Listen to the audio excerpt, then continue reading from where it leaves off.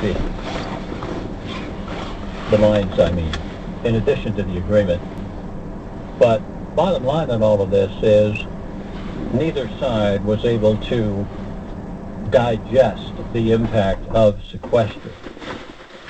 Now, that in and of itself is quite tasty, because the sequester was tiny. It was minuscule compared to all of the spending that goes on out there. I mean, after all, we are talking about $3 trillion in spending in the current fiscal year. $3 trillion, that T as in trillion. And yet, these political geniuses in Washington were unable to accept a meager $45 billion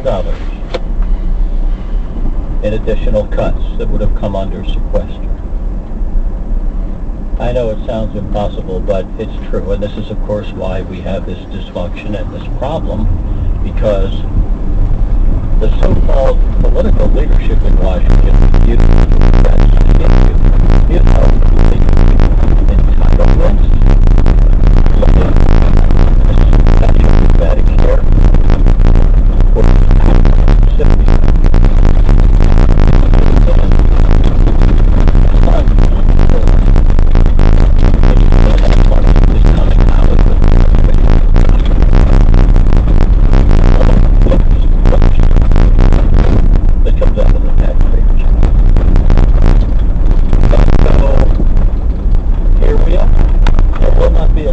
Medicare, January, and this has far-reaching consequences. Let me name two.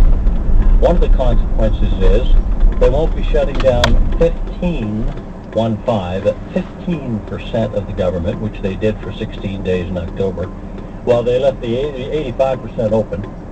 And they will not be sending 800,000 federal workers home for an involuntary paid vacation, just like they did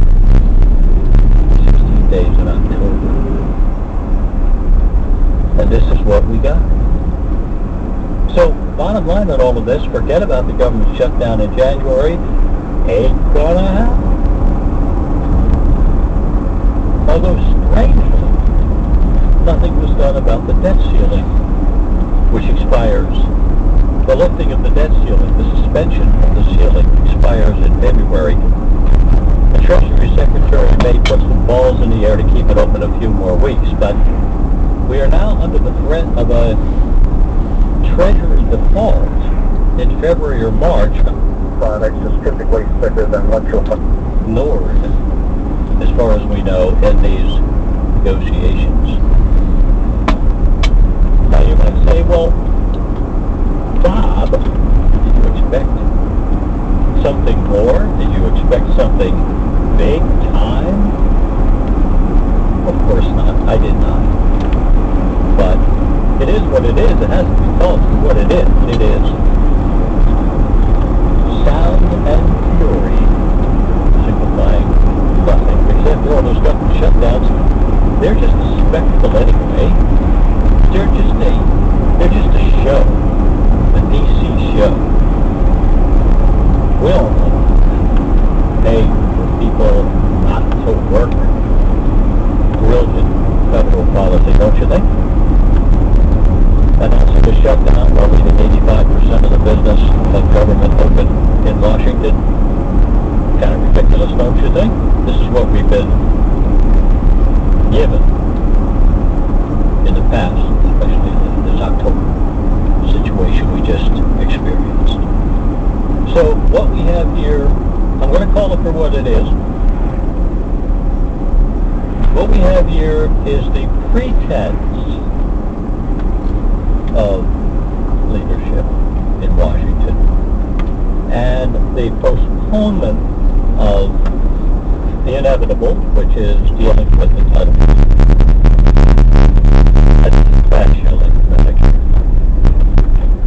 So that's going to be the end of the government shutdown talk for a while.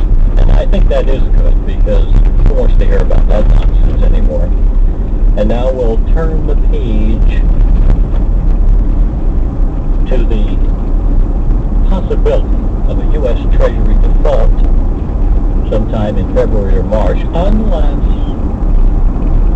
ceiling issue can be resolved.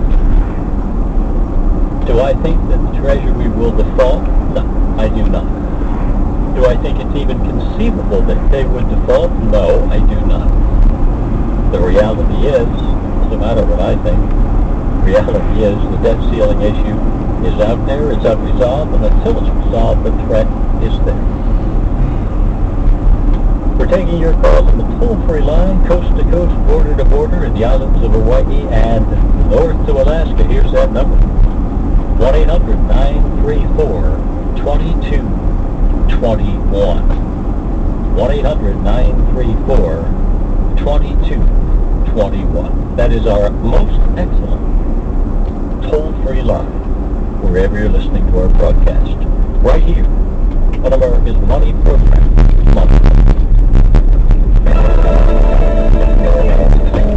Money Talk. Welcome to the Maya and Miguel Challenge. Meet Maya in the game. Oh, hi, I'm Maya. Maya and her friends want you to get up and play, because it's always more fun to be active. Let's get started. Just go to letsmove.gov and look for Maya and Miguel. You'll find tons of or a little copy. That's just like the key to your home. Inside your glove box, there's your address. There's all the information a thief needs. You're giving them your location and also a key to the home. I never thought of that. There's a lot of other products too that can go in there. Okay, good deal. All right, ConsoleVault.com, take a look at it. Tom, thank you so much for spending some time with me, man. Well, I certainly appreciate the invitation, Tom. Happy holidays to all our listeners out there and to you and your family. All right, I appreciate it. Good product. I am a believer. Thank you for that. Console Vault. It takes time. It's not urgent. All that, but for me, okay, what I like is knowing it's going to be there when I come back.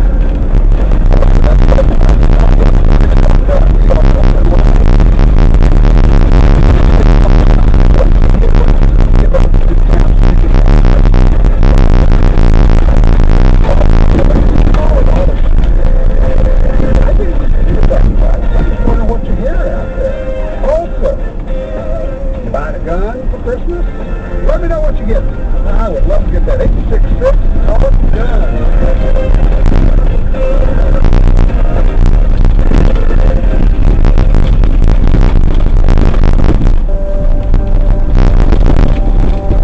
From day's first light till night's last glimmer, your satisfaction is our responsibility.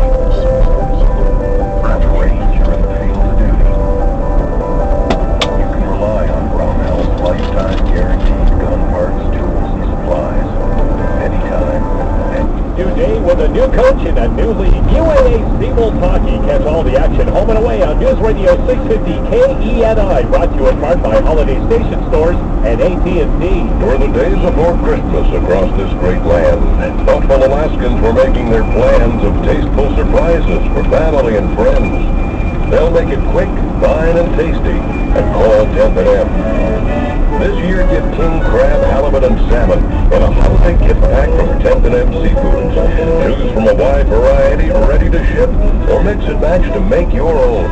10th and M Seafoods will FedEx your gift of exceptional good taste right to the person you want to remember. Downtown at 10th and M, or 301 Muldoon Road. You'll hear them exclaim with style and delight. A holiday gift pack from 10th and M Seafoods is the gift that's just right. Christmas follows on our Wednesday this year, so the last day to give business is Monday, December 23rd. Call or visit 10th and M Seafoods today, 272-3474, or visit online at 10thandmseafoods.com. A majority of people in this country have been dissatisfied for a number of years about the way the country is going. Rush Limbaugh. And you know, and I know, that the people in this country who are dissatisfied with the way it's going are not dissatisfied with the Tea Party. They're not dissatisfied with Ted Cruz or Mike Lee. They are the only opposition to what's been going on. Rush Limbaugh, starting tonight on News Radio 650 KENI. I'm a great food singer. Want to play? We're going to have to be a rock star to enjoy making music. Right, still good. All right, we put up, and hey, both sides do the same thing. That is my only point. No, fair point, Steve.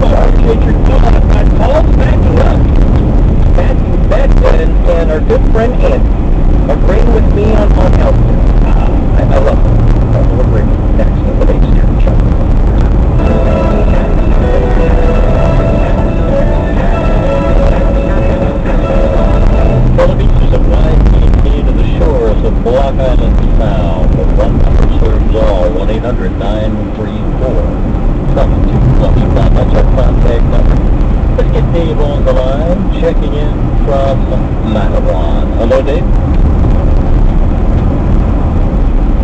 Oh, Andy. Yes. Oh, wonderful.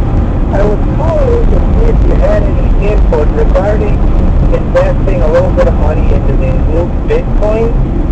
I've been loosely following this cryptocurrency since it was about $80 per coin at anybody. I'm concerned with the devaluation of the dollar and the stimulus funding, and wondered if this would be a viable option, but it seems like it's kind of like the Wild West out there with this. I wondered if you had a reputable source or a way to get involved in this. I view the Bitcoins as the racetrack.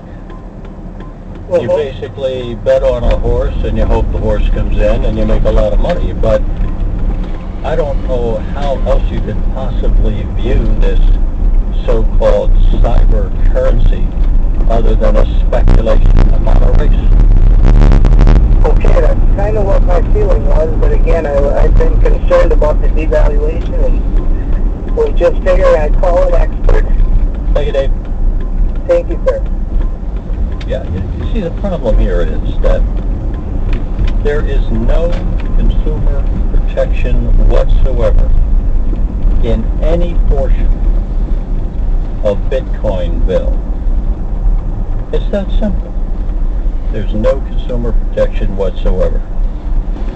So what's been going on here is the speculators have driven up the price of Bitcoins as a wager, just like you do at the racetrack, as a wager that the price will continue to rise